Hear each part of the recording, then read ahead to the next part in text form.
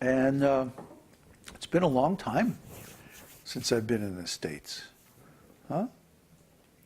When was it? February, 2 years? Christmas 2007. Yeah. Yeah. So almost 2 years.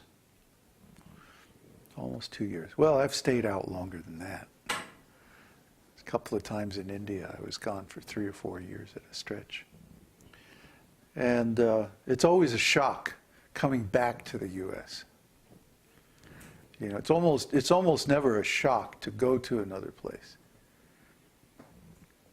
In fact, when I went to India the first time, I instantly loved it. I remember getting off the plane, and we were in Delhi.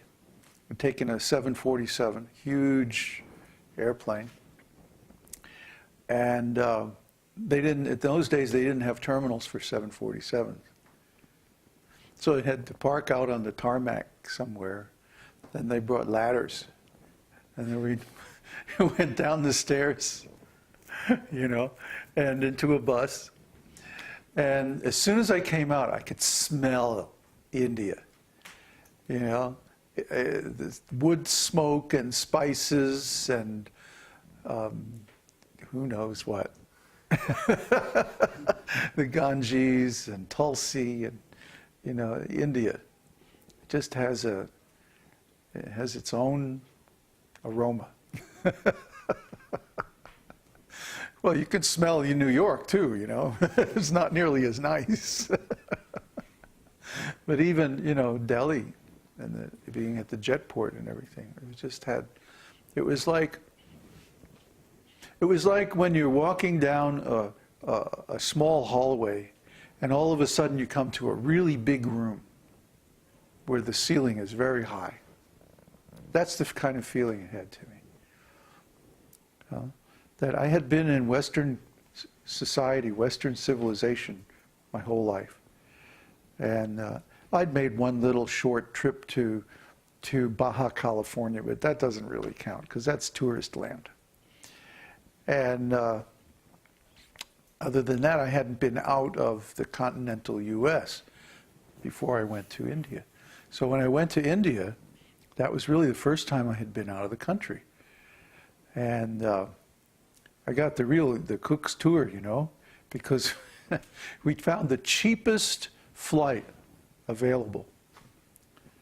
And from London, we went to Paris, Orly Airport, and then we transferred to a flight from Afghani Airlines, which I don't think even exists anymore. Afghani Airlines, you know, flight number -3.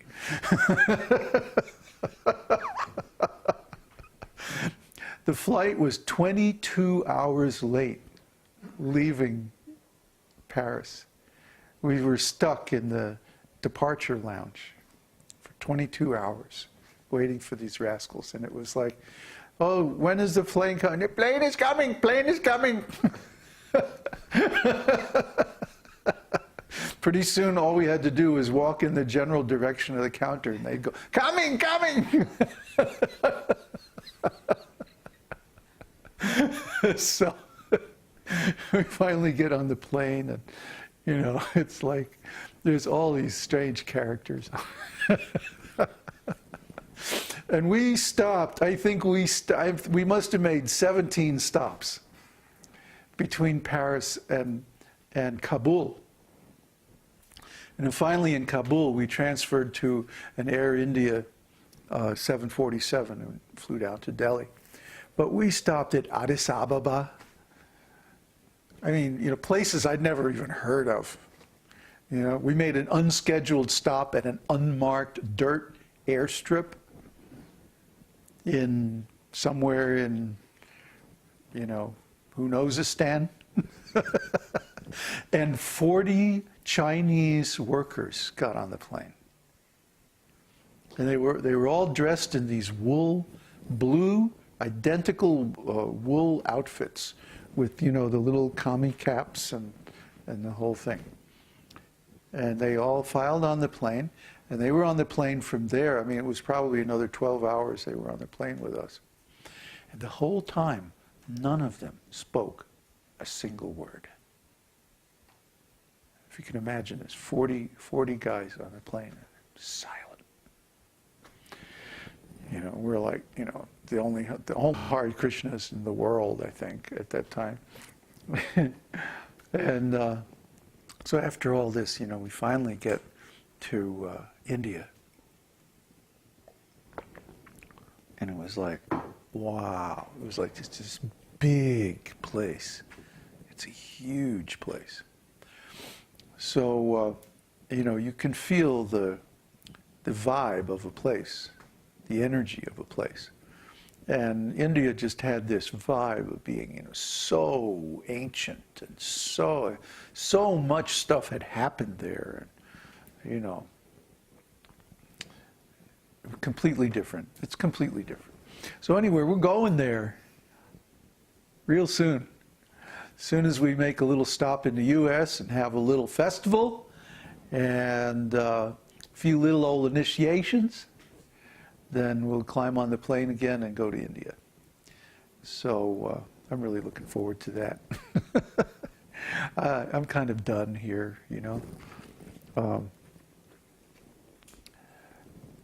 If we had had a lot of support from our Western devotees, and they had said, like, yeah, really, like, make a farm there, and we'll sell everything and come down there with you. Well, we would have said, great, and we stuck it out, and we would have made something here.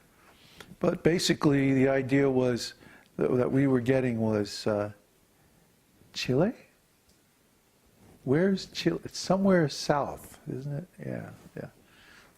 It's way south. We're about, I guess, the same climate as maybe where you come from, South Carolina, North Carolina?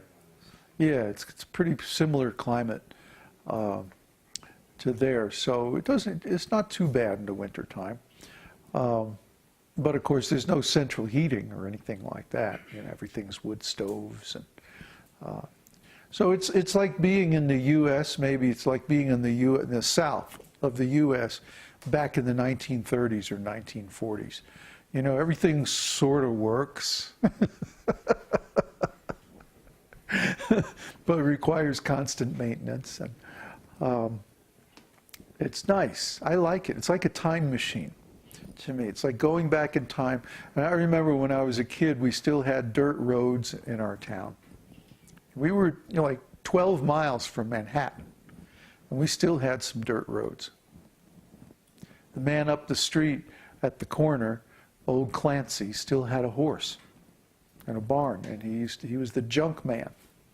He used to go around with this old wagon, this old horse and wagon with cowbells on it, clunkety, clunkety, clunkety. And he would take everybody's old refrigerator and scrap metal and stuff like that. And so he was our recycler. Well, that all changed while I was growing up. But when you come down here, it's still like that. You know, there are horses that just right in the lot next door. There's a couple, 3 horses that graze there sometimes. And you know, you just we're on a dirt road, and you walk a little farther up the dirt road, and you're in the middle of nowhere. You're on the side of a volcano. So it's really cool. You know, I really like it. And we're going to go to a very similar place in India, up in the mountains where it's green, and the air is good, and the water's good, like that. So that way we'll be able to stay there for a long time. We won't have to keep coming back and, you know, recuperating from India. We'll be able to stay pretty much indefinitely there, I hope. So we're getting ready for that, and that's very exciting. Meanwhile, our social networking site, community.esotericteaching.org, is growing rapidly. And we have opened up the enrollment for the Bhakta degree program again. For a while we had frozen it because we wanted to restructure everything. But now that's coming together, and so we decided to open that up. Another thing we request everyone who registers on our community networking site to please upload your picture, use your full name, your real name on your profile, and set your location. In the future, we're going to actually get more users. We're actually going to divide the site. We're going to clone it and divide it into geographical areas. And so the people from one side of the world will be on one site, and others will be on other sites, and like that, according to the location that they have in their profile. And the reason we're going to do that is to keep the total number of users in the site down to a reasonable number. No more than like 150 users. We don't want to be like Facebook, where you have like 200 million users or whatever, some ridiculous amount of users they've got. We want to keep it so that you can actually know everybody.